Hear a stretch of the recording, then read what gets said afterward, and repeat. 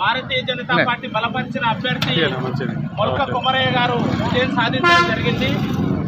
అయితే మనం తెలంగాణ విషయంలో మేధావులైన విద్యావంతులైన ఉపాధ్యాయులకు సంబంధించి 3 కాన్స్టిట్యున్సీలు ఉంటే, అంటే 6-7 కాన్స్టిట్యున్సీల పార్లమెంటులకు సంబంధించి 1 ఎమ్మెల్సీ ఉంటుంది. అట్లా మొత్తం తెలంగాణలో 3 ఎమ్మెల్సీలు ఉంటాయి. 3 ఎమ్మెల్సీల్లో కూడా గతంలో 1 ఎమ్మెల్సీ ఏవిఎన్ రెడ్డి గారు బీజేపీ నుంచి గెలవడం జరిగింది.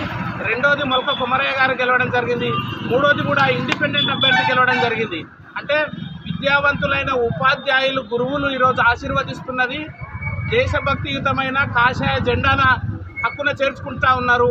ఈ బీఆర్ఎస్ పాలనను, గతంలో ఉన్న పాలనను కానీ ఈరోజున్న కాంగ్రెస్ పాలనను కానీ ప్రజలు, మేధావులు, విద్యావంతులు వ్యతిరేకిస్తున్నారనే విషయాన్ని ప్రజలు కూడా గమనించాలి.